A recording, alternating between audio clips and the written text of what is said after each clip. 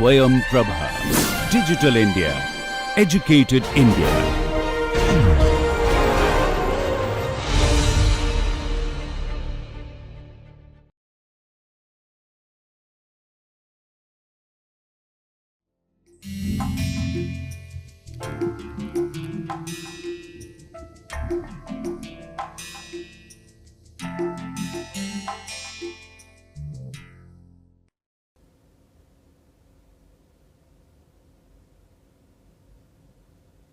Hello everyone, welcome back.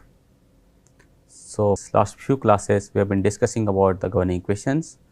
We derived the mass conservation equation, we derived the momentum conservation equation, and we also saw what happens to these conservation equations in the limit of Mach tending to 0, that is basically the incompressible flows. And we have been discussing that for incompressible flow the energy equation is not that important. Because you do not have change in temperature or the density, okay. But for the compressible flow energy equations become very important, okay. So, in today's class we will be discussing about the energy equation. We will briefly derive it, we will look at different forms of the energy equation, and after that we will look at all the equations mass, momentum, energy in one matrix form, and we will see how we can utilize these equations for solving our CFD problem. So, let us start with the energy equation. So, using the Reynolds transport theorem we had, okay, you can also derive the integral form of the energy equation, just you replace the B term.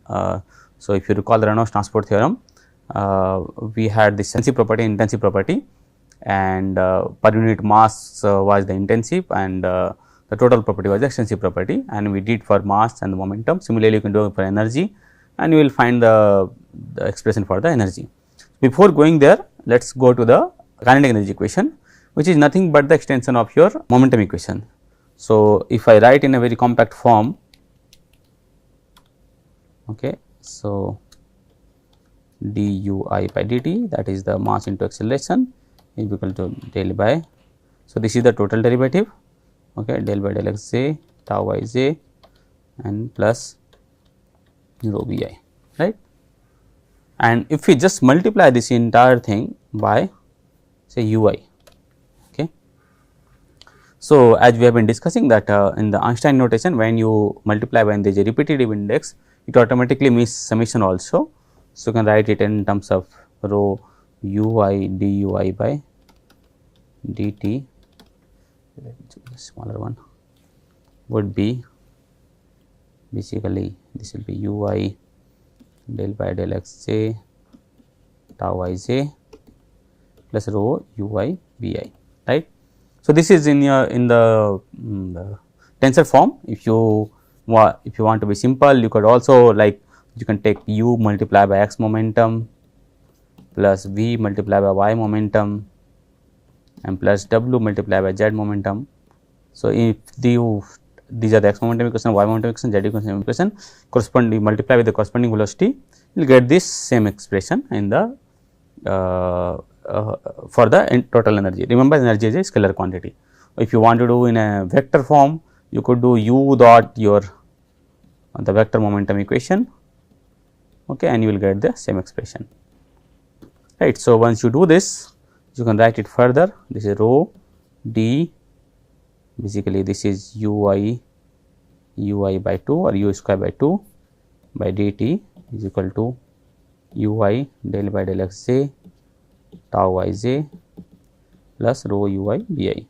What is this? u I by 2, you can denote it by the term k, which is nothing but your kinetic energy per unit volume, right, but kinetic energy per unit mass, okay. So, you can write it rho dk by dt is equal to u I del by del x j tau I j plus rho u I b I, right. So, this is the basically kinetic energy expression. This is the kinetic energy equation. Now, one interesting thing is it is not a separate equation. Okay. This we just took the momentum equation here, okay, multiply by u and we got this expression. So, and it does not have any temperature term involved here, right. So, the kinetic energy equation is not a separate equation. So, even if you include it in the let us say in incompressible flow solver, you will it will be kind of redundant equation, right. It is not adding any new information, right. So, we derived it because we want to go to the total energy equation, basically the kinetic energy plus your thermal energy, right, and you can have potential energy also, okay, but normally the variation of potential energy is not that high. So, we will just ignore it as of now, okay. So, you can write in the conservation form like this also. So, this d by dt of k will become dk by dt, okay, and then you can take this rho inside also. Remember how we have done for the momentum equation. So, you can use this equation of continuity, add it here, add and subtract here, and you can write in the conservation form. So, that rho goes inside, okay, and this will become d by dt rho k and plus d by dxj rho uj k, right. If you use the chain rule and then use the equation of continuity, you can get it back into this total energy form, okay, and right hand remains the same, okay. So, if you look at the different terminology, this d rho k by dt here is nothing but how the kinetic energy in the system is changing with time, right, and this is nothing but the transport of the kinetic energy. This is a kind of flux, okay. It does not, the only job of this term is basically to exchange the kinetic energy or basically take the energy from one point to another point, okay. That is the job of this term. This is a very important fun term. This is the how the kinetic energy changes due to stress, right. So, if you have some stress in the fluid, okay, some viscous stress, so that will have the changes in the velocity and that will basically change your energy. So, because it is in the right side, so if it is positive, then your d rho k by dt will be positive, right. So, this is increase in kinetic energy due to stress and this is work by body force. Now, one point to remember here is that this is not the only thing which is changing due to the stress, right. In fact, if you want to take the total change in energy due to the stress, then it will be u y tau I j, okay. So, this is your total change in energy and you can write it using the chain rule basically, which is u y tau I j by del x j and plus tau I j del u I by del x j, right. So, this is the term which is responsible for increasing in kinetic energy, okay. Now, this term is related to the deformation, okay, and so this term would be related to the, because it is not changing the kinetic energy, but rather it is doing the deformation. So, this will basically increase the internal energy.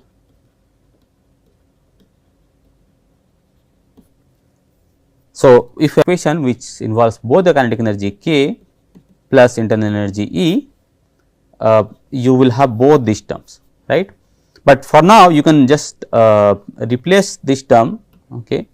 You can write this kinetic energy due to stress and increase in internal energy due to the deformation work, okay. And finally, what you can do, you can write your term which was your deformation work, okay, which is basically responsible for increase in kinetic energy into a more presentable form, because we know the tau I j.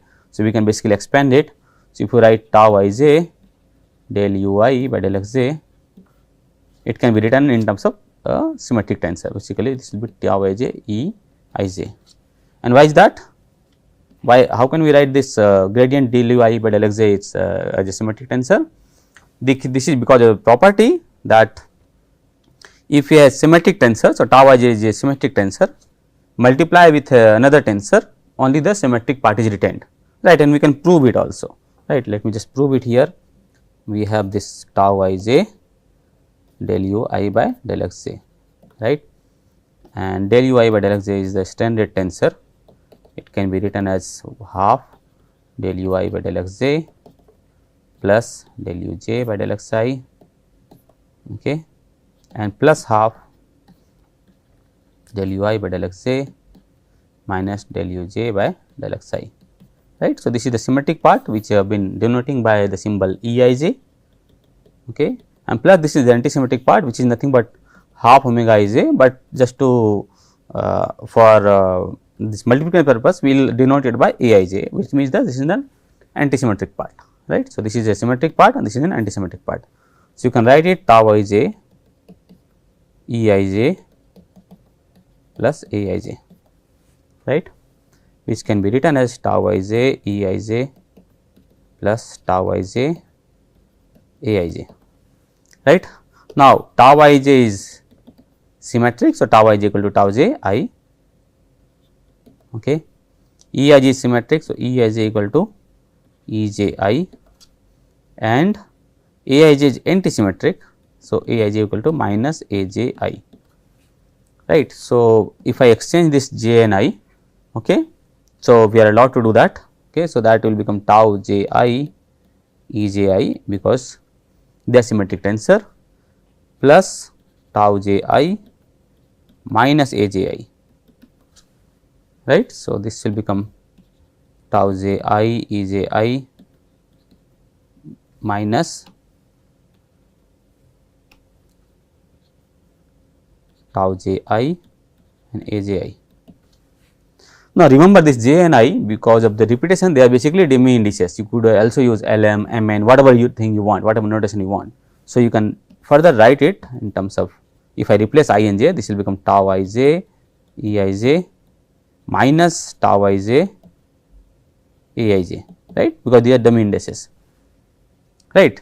So, you can compare this A and B, right. So, left hand side is now the first term is same, but second term one is positive and one is negative, okay. This is only possible when you have tau ij Aij is equal to 0, right. That means, your tau ij del ui by del xj is nothing but your tau ij into the symmetric part of the illustrated tensor, right. So, this is a very important result, okay, and we will be using it again and again at many places. I can interchangeably use either this term or this term, okay, and it also shows that if you multiply a symmetric tensor, okay, with an antisymmetric tensor, okay, that will go to 0. The product of a symmetric tensor with another antisymmetric tensor is 0, right. So, if you use this relation, okay, so you can write this tau ij del ui by del xj is tau ij Eij, and you can further write this Eij as tau ij, you can further write this tau ij into our constitutive relation that we have derived. Okay, by the way, so what constitutive relation that we have derived is for the Newtonian fluid, okay, where we say there is a linear variation of the stress due to the strain, but it need not be linear, okay. It can be quadratic or it can be other fluid also. So, accordingly you have to basically change your constitutive relation. Let us say you are working with some non-Newtonian fluid, Bingham plastic or shear thickening kind of fluid, then accordingly you have to basically change this tau ij term. So, that is a very important thing that I want to mention here, is that your Navier-Stokes equation in terms of your mass into acceleration is equal to the stress term plus body force, that remains the same regardless of what fluid you are using, but what changes is your constitutive relation, that means how you relate your tau ij to your standard tensor, okay, that changes and that depends on the fluid, okay. So, in the Newtonian fluid we assume it to be the linear proportionality constant is linear, which is the viscosity, but in other fluids you can have non-linear relations also, and you have to basically write that, derive that constitutive relation and use that in your code if you are developing a CFD code for a non-Newtonian fluid, okay. So, the tau ij has got 3 terms, okay. So, that is hydrostatic, which is nothing but minus p delta ij, and plus deviatoric. So, deviatoric will have again have 2 term, one is that 2 mu Eij, okay, and minus 2 by 3 delta ij del uk by del xk and multiply by Eij, right. So, this P delta ij and E ij if you multiply is will become nothing but minus P del u k by del x k, right, because this E ij will only be true, will be a number when delta ij is when I is equal to j, right. When I is not equal to 0, E ij will become 0, right. So, E ij will only be non-zero when delta ij is equal to delta I or delta ij delta jj, right. This will become 2 mu E ij and minus 2 by 3 del u k by del x k square. Okay. Now, this two term you can see, okay, this has got the viscosity term, okay, there will be mu here also and here also, because we are representing our viscosity, the second coefficient of viscosity in terms of the first coefficient of viscosity, assuming the Stokes hypothesis is valid, right. So, these two terms together is the viscous dissipation term and we will denote it by epsilon, right. So, this will become minus P, you can write del dot u plus epsilon, okay, which is the viscous dissipation term, okay, and you can basically find out the unit of this dissipation term, okay. So, dissipation per unit volume in fact, okay. So, this is del u k by del x k, right. So, and there is a mu term here, okay. So, you can divide it by rho, that will become your kinematic viscosity, and then you will have this term del u k by del x k term, which is the bulk viscosity. So, please go back and derive this unit for this dissipation rate and it will come out meter square per second cube, okay. So, once you do that, you can write this entire expression, the kinetic energy expression. So, what we will do, we will exchange this u y del tau I j by del x j by del u y tau I j by del x j minus tau I j del u I by del x j, okay. So, this term is the total work by stress, okay, which includes the work, the change in the kinetic energy as well as the internal energy, but because this is just a kinetic energy expression, you have to basically subtract the term which is due to the internal energy change, and that will be these terms, okay. So, what are these terms? This is the work by the volume expansion, okay, and this will only be true when the flow is compressible, because otherwise the del dot u will go to 0, okay, and this is your viscous dissipation term, okay. So, note that there is no difference between this expression, the kinetic energy equation, and the earlier kinetic energy equation that we derived, okay, this one, this equation, okay. We have only expressed this term into the total stress term, the total change in energy with due to the stress, and then I subtracted the change in internal energy, because this is only the kinetic energy expression, but this is not a separate equation, that you must remember. This is only we are taking the momentum equation, multiplying with the velocity and getting a new equation for the kinetic energy, okay. In the compressible flow, however, you will have change in both the kinetic energy as well as internal energy, okay. In that case, what will happen, you can write your total energy, okay, which will be E plus K, right. What is E here is basically your internal energy, and we want to find out an expression which gives you the change in internal energy as well as kinetic energy. And if the fluid that we are taking is assumed to be basically calorically perfect, then you can write it as CVT and plus half u square, right.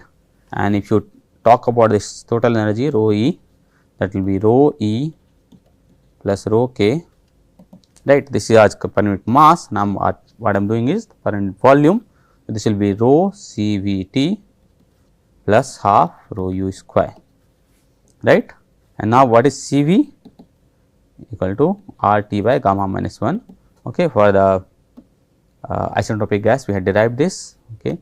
So, this will be rho RT by gamma minus 1 plus half rho u square, and this can also be rho RT is nothing but P, okay, P by gamma minus 1, this is equation of state, plus half rho u square.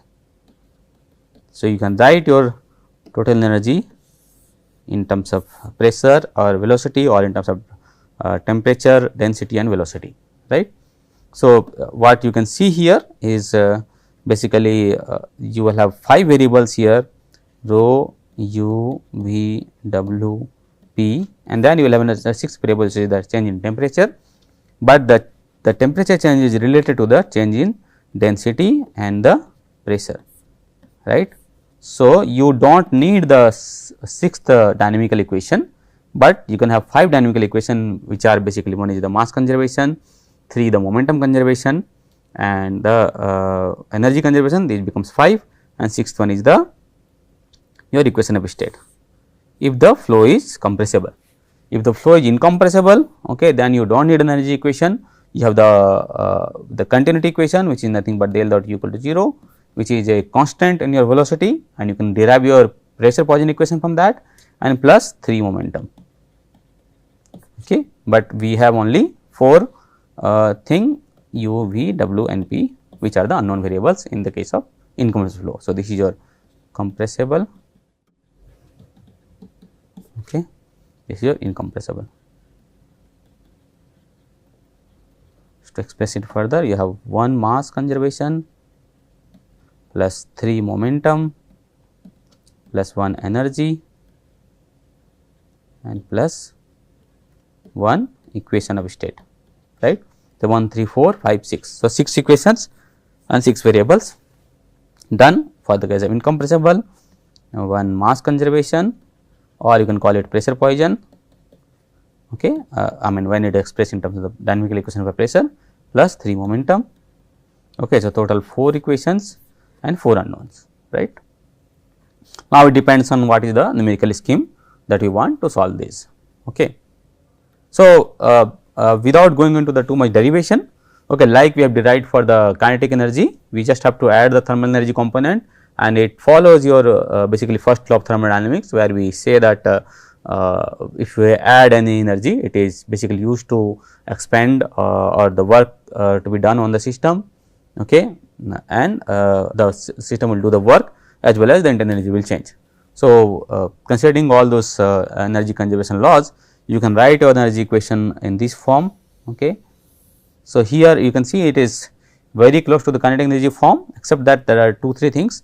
One is that here instead of k we have E, which is E plus k, okay, this E, and then instead of your the work due to the stress to increase the kinetic energy, we also have the increase in internal energy component. So, we are getting the total stress term here, and this is an additional term, okay, del q j by del x j, which is basically if there is a heat addition or something, you can use the Fourier's law here. So, that component needs to be taken care, okay. This comes directly from your first law of thermodynamics. This entire thing can be written also in terms of your separate part, which is basically your pressure part and your derivative stress part, okay. And you can take this pressure part on the left, okay. So, then it will become del by del x j rho u j E plus P, right, u j P, which is nothing but del by del x j rho u j, okay, E plus P by rho, right. So, if you look at this expression, this is nothing but your internal energy, kinetic energy plus your pressure energy P by rho, right. So, this is, you can write it in terms of enthalpy, right. Remember H equal to E plus P V, right. So, that E plus P by rho, right. So, you can write it del by del x j is equal to rho u j h, okay, by just taking your pressure term on the left side, okay, and then the remaining terms are as it is, okay. And then you can use the Fourier's law. So, that will be q j is equal to minus k, which is k the thermal conductivity, del T by del x j. Okay. So, you can express your thermal conductivity term in terms of your temperature gradient, right. So, from this what you can do, you have the total energy equation, okay. You can write in any form that you want. So, you can get an equation called the thermal energy equation.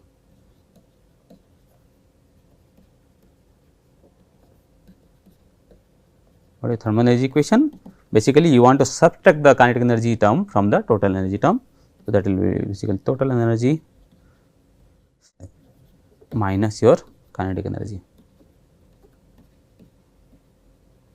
okay, equation. So, if you do that, we have already derived the kinetic energy equation earlier, and we have also just saw the total energy equation. So, you will get an equation in terms of your just the internal energy, okay. So, you have this small is just the internal energy. So, we had this rho E and then we did minus rho K. So, that is rho E plus K minus rho K. So, you got this rho E. So, you have the expression for internal energy, okay. And similarly, you will have this convection term, convection of internal energy term due to the pressure, okay. This is due to the expansion or contraction, okay. And then of course, so what was positive here, del Q j by del x j, okay. Okay, this is minus del Q by del x j, and plus this is the viscous dissipation term that we have derived in the kinetic energy equation, right. We had two terms in the first coefficient of viscosity, second coefficient of viscosity. So, this is the viscous dissipation term, okay. So, what it says is that internal energy increases because of the convergence of heat, okay. This one, okay, the volume compression, which is this one, okay, the compression or expansion whatever it is, with this expansion then the internal energy will decrease, okay. And last one is the heating due to the viscous dissipation, because of dissipation the heat will increase, okay. So, this is your thermal energy expression. So, equation. So, in some of the codes you may use the total energy equation, in some other codes you may use the thermal energy equation. For example, in many pressure based solver the thermal energy equation is employed, but in the compressible solver usually you consider both the total and thermal energy as well as the kinetic energy, okay. And this is the last approximation, okay. We can use the Bouguereau's approximation, basically typically valid for low speeds, okay. Basically if the flow speed is not very high and the dissipation, then in that case will not be very high, okay. So, what you can do, so the earlier equation, this equation can be written as rho dE by dt, okay, in terms of total energy term is equal to minus P del dot U minus del Q j by del x j and plus epsilon, right. This left term I expressed in terms of completely the total derivative, and dissipation goes to 0, okay. And we can absorb this term on the left minus P del dot U. So, this will become rho d h by dt, okay, where h is the enthalpy now, is equal to minus del Q j by del x j, right. And then you can write this h equal to C p T, right, for a calorically perfect gas. So, then you can write this expression as rho C p dH by dt is equal to minus del Q j by del x j, and if you use the Fourier's law, okay, so then it will become K del 2 T, okay, by del x square, okay. You will have all the three terms, okay, plus del 2 T by del y square plus del 2 T by del z square, right. This is your term, and you can take this on the rho C p on the right side. So, this is rho C p dH by dt. So, dH by dt will become equal to K by rho C p into del square T, right, where K by rho C p can be written as kappa, okay, which is nothing but the thermal diffusivity, okay. So, we saw many different forms of the equation. We saw the kinetic energy equation, also called the mechanical energy equation there. You can also include the potential energy term there. We saw the total energy equation, where we have both the kinetic energy plus your thermal energy, and then you can write in terms of thermal energy equation also, where you need not consider the kinetic energy equation. And in the Business limit, basically for the low speeds where the dissipation can be ignored, we can get a very simple form, which is dt by dt. Okay.